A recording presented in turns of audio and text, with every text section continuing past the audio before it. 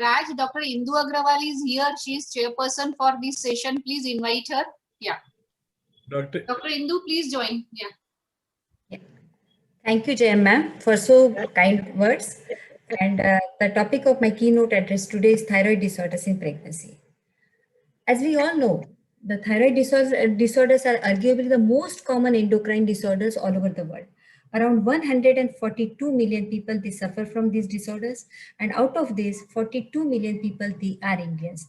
It is common in female. The incidence is naturally that's why high in pregnancy.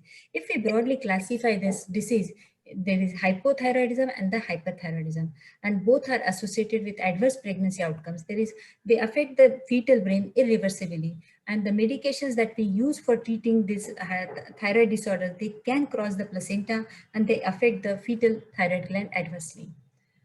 So basically, I'm going to deal with the physiological changes in pregnancy, workup of thyroid abnormalities, hyperthyroidism, hypothyroidism, hyperemesis gravidarum and hyperthyroidism, thyroid storm, postpartum thyroiditis, and thyroid nodules detected during pregnancy. Coming to physiological changes in pregnancy, the thyroid gland undergoes physiological changes in pregnancy. That is the moderate enlargement in the gland size because of the increased vascularization. But an enlarged thyroid gland in isolation is not an indication per se for screening for thyroid disease if there are no clinical relevant history, symptoms, or signs are present.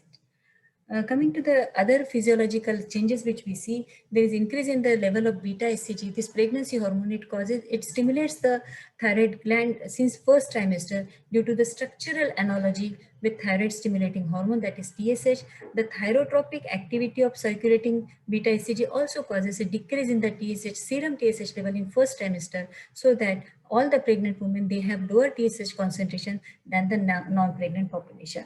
There is increase in the synthesis of TBG. The circulating levels of TBG, it is because of the high levels are because of the increased hepatic synthesis, and there is a estrogen mediated, again, prolongation of the TBG half-life from 15 minutes to 3 days, and just few weeks after the conception, and it reaches its plateau near in mid-gestation.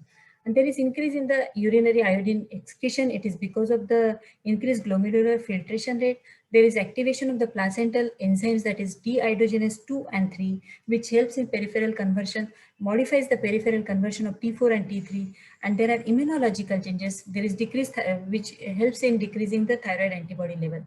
So there are multiple changes. These changes all, they lead to the reduction in the maternal iodide substrate, and that warrants the extra iodine need in these patients.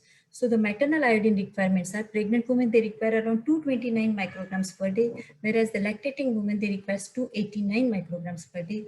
The prenatal vitamins should ideally contain 150 micrograms of iodine. Majority of women in India, they have insufficient intake. The maternal transfer of T4 to fetus is absolutely necessary for the fetal brain development, because till 12 weeks of pregnancy, the fetus is totally dependent on the maternal iodine substrate. There are many, the fetus maturity week is around 10 to 12 weeks of gestation. The fetus starts producing the thyroid hormone by the 16th week of gestation, and it is important in the second half of the pregnancy. This T4, which is transferred to mother, is pretty evident on the cord blood sampling. When we see the 30% of the umbilical cord T4, it is maternally derived. Coming to hypothyroidism in pregnancy, the prevalence rate is 13.13% if we consider the upper limit of TSH is 4.5, which is right now applicable to all of us. But it was pretty high when we used to refer the specific reference range of American Thyroid Society Association. The normal TSH level in non-pregnant female is 0.5 to 4.5 milli-international unit per liter. The commonest cause of hypothyroidism, which is seen in pregnant women, is endemic iodine deficiency. Then coming to causes of hypothyroidism in pregnancy, it is primary hypothyroidism if the thyroid is the reason. If it is the pituitary is the reason, or the higher centers are the reasons, then it is the secondary hypothyroidism. Thyroid iodine deficiency, it affects around 38% of the women all over the world. And the sources of iodine, as we all know, they are the iodized salt and seafood, cow milk, egg, and beans. And recommended average intake in pregnancy and lactation is around 250 microgram per day. The iodine requirements, it increase in pregnancy by 50% due to variety of reasons, which we have discussed already. Coming to subacute thyroiditis, it is the granulomatous thyroiditis, which is painful and presents with fever and myalgia. It's a viral infection, wherein the lymphocytic thyroiditis, it is the postpartum thyroiditis. The subclinical hypothyroidism is the entity wherein we get an elevated TSH level between 4.5 to 10 with normal FT4 and FT3. It is most commonly seen in women with autoimmune diseases. Coming to signs and symptoms, if we discuss the signs and symptoms of hypothyroidism, because of the slowing of metabolic process, the patient may be experiencing the lethargy, fatigue, cold intolerance, constipation, sometimes weight gain, bradycardia, and cognitive dysfunction, or slow movement and slow speech. If the symptoms are because of deposition of the matrix substances, patients may present with dry skin, hoarseness of voice, puffy face, periorbital edema, tongue enlargement. In others, the symptoms may be there is less hearing impairment. The patient may present with myalgia, paresthesia. There can be a history of menorrhagia or pubertal delay in these patients. Sometimes patients can present with galactorrhea, which is very common symptom, which we usually see in our OPDs. Now, coming to the screening test, now no more in use the previous criteria, that is 2.5, 3 and 3, which we used to study a lot during our UG days as well as it practiced till now. Nowadays, because of according to the new guidelines, the upper limit of reference range of TSH during first trimester is said to be at 4 milli international unit, and for second and third trimester is same as general population. Coming to pregnancy and fetal outcomes in hypothyroidism. Hypothyroidism, it affects the patient's pre-pregnancy also, and these patients mostly they are infertile, and after pregnancy they have high fetal wastage in the form of abortion, stillbirth, and prematurity. There is deficient, it affects the fetal brain irreversibly, thereby causes decrease in its IQ level. These patients, they present with high blood pressure, anemia, stillbirths, and they can suffer from abruptio placenta and PPH and low birth weight babies later on. So how to go about testing? First of all, we should do TSH levels. If TSH is high or low, then we can do free T4, and if free T4 is normal, that thyroid disease is subclinical and do not warrant any further workup. And point regarding antithyroid peroxidase antibodies, testing for these antibodies without history and normal thyroid function doesn't improve.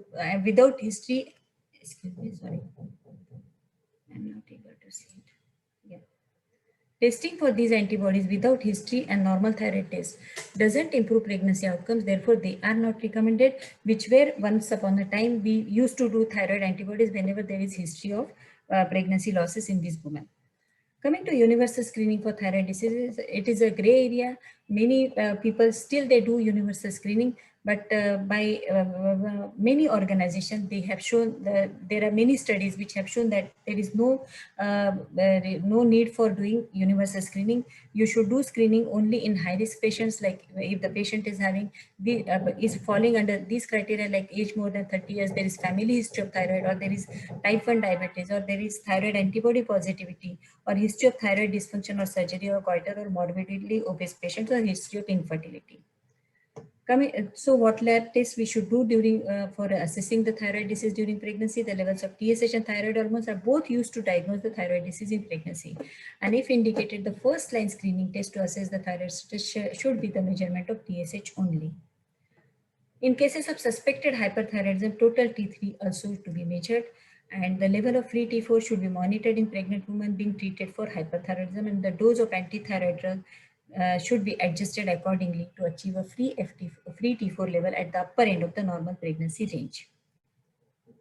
This 9-square game, all of us know, by the X and Y axis, they are plotted with the FT4 and Y axis with the TSH, and wherein we can think of primary. If for example, the TSH is low as well as FT4 is low, then the patient is suffering from secondary hypothyroidism. And if the TSH is high and FT4 is low, then the patient is suffering from primary hypothyroidism. Coming to treatment of hypothyroidism in pregnancy, the levothyroxine is the drug of choice in the dose of 1 to 2 micrograms per kg daily, and one should avoid the T3 compounds. And pre-pregnancy, if there is a patient, they are already having already on the levothyroxine, their medications requirement will likely to increase by 25%. So we should titrate the dose as soon as the patient gets pregnant. Coming to hyperthyroidism in pregnancy, it is marked by low levels of TSH and increased FT4, and there is universal screening. Again, here it is not recommended. Diagnosis is totally based on the clinical symptoms, and 95% of these cases, they are because of the Graves' disease. Symptoms we all know: the tremors, the nervousness, sweating, weight loss, goiter, and insomnia. It is marked with the Graves' ophthalmopathy. There is upper eyelid retraction. Patient may have edema of the periorbital tissues or and conjunctivae. They may have proptosis or dermatopathy. The patients, they suffer from iatrogenic preterm delivery. There is risk for stillbirth and low birth weight in these patients, as well as with risk of fetal thyrotoxicosis. The goal of the treatment of hyperthyroidism in pregnancy is to maintain FT4, FTI in high normal range using lowest possible dose of the medication. So antithyroid drugs during pregnancy, they are used the first trimester. We should prefer propylthiouracil because it is known to have less teratogenic effect on the fetus, and in second and third trimester we should prefer methimazole, which is less hepatotoxic. So in first trimester, the propylthiouracil in the dose of 100 to 600 milligram in divided doses, TID after first trimester. Again, we can continue with the same drug, or if patient is not tolerating this propylthiouracil, we can shift the patient on methimazole 5 to 30 milligram divided in BID doses. We should titrate with serum TSH level. We all know about the methimazole embryopathy. No need to go in detail because time is short. So how the thyroid function, it is evaluated in the fetus. If there is history of maternal hyperthyroidism, or if there is fetal hydrops or growth restriction or fetal goiter or persistent fetal tachycardia, we can do ultrasound to assess for goiter, or we can, if in serious conditions we require, we can go ahead with chordocentesis, but routine chordocentesis is not required. A value of more than 5 international units per liter in the second trimester, there is a risk of neonatal hyperthyroidism as per ACOG 2020. Coming to hyperemesis gravidarum and hyperthyroidism. Hyperthyroidism is seen in 3 to 11% of women in early pregnancy because of the TSH receptor stimulation due to high levels of circulating beta HCG, and it can be physiological. In multiple gestation and molar pregnancies, we can see gestational transient hyperthyroidism, but it is not associated with poor pregnancy outcome and it doesn't require treatment as such. Coming to thyroid storm, it's a medical emergency due to severe hypermetabolite state. It's life-threatening condition with the mortality rate of 20 to 30%. If the goal is to recognize it early with a multidisciplinary approach and admission of the patient and treatment of the patient aggressively in ICCU. And usually the patients, they present with fever of more than 103 degrees. The patient presents with tachycardia more than 140, and there is a risk of cardiac arrhythmia in these patients, along with multiple organ failure. The treatment will be the propylthiouracil in 1000 milligram loaded dose, followed by 200 milligram 6-hourly, along with iodine, along with dexamethasone, and propranolol and labetalol. They are used to treat symptomatic tachycardia, but to be used to be carefully used in case of heart failure. The postpartum thyroiditis is the thyroid dysfunction within 12 months of delivery, wherein there are two phases. In first phase, there is initial thyrotoxicosis, whereas in second phase, there is overt hypothyroidism with typical symptoms and thrombomegaly and thyromegaly. And patients, they may have depression, that is postpartum depression. If the patients, irrespective of any other abnormality, and they are presenting with postpartum depression, the first test we should do is the serum TSH level in these patients. Coming to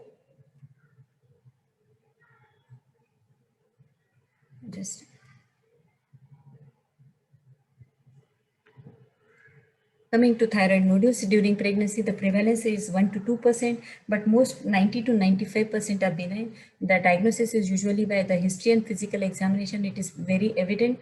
The nodule is very evident, and it should be further investigated by the serum TSH level and neck ultrasound. Of course, radioactive scanning we do not recommend for the fear of fetal irradiation. Coming to thyroid cancer, the management is multidisciplinary and it should include possibility of familial cancer syndrome, which is uncommon, and surgical treatment in first and second trimesters with thyroidectomy may be performed, but it is usually delayed to avoid possible damage to the parathyroid glands. Coming to congenital hypothyroidism, the clinical features we all know, the baby presents with lethargy, feeding problems, there are respiratory problems, dry skin, along with hoarse cry. The longer the condition goes undetected, the lower is the IQ of the baby. One should start, treatment is only thyroxine, starting thyroxine in the doses of 8 to 12 microgram per kg per day. So to conclude with, how to go with the management of thyroid disease in pregnancy, one should just do a simple TSH. If the TSH is elevated, normal or decreased. If TSH is normal, it's the patient is euthyroid and there is no further evaluation or treatment is needed. Coming to elevated TSH, one should, if the TSH is elevated, one should do free FT4. If it is normal, one can diagnose subclinical hypothyroidism, but now there is no further evaluation or treatment needed for subclinical hypothyroidism. If the TSH level, if the FT4 is below normal level, one should diagnose the overt hypothyroidism and start with levothyroxine therapy. Doses I have already mentioned. One should monitor with repeat TSH levels every 4 to 6 months. Then every 4 to 6 weeks. If the TSH is decreased, and then one should check with free T4 and total T3. If free T4 and total T3 is normal, one can diagnose the subclinical hyperthyroidism. Again, there is no further evaluation or treatment needed with these kind of patients. If the values are above normal range, one should diagnose overt hyperthyroidism and consider checking the TRAB and or TSI. One can start with antithyroid drug, that is propylthiouracil and methimazole, and monitor the patient with free T4 and total T3 levels every 2 to 4 weeks and titrate to goal of high normal range with minimal dose. When dose is stabilized, one can assess less frequently. So these are all thyroid disorders which I try to consider in a specified time. That's why the presentation is short. Thank you so much.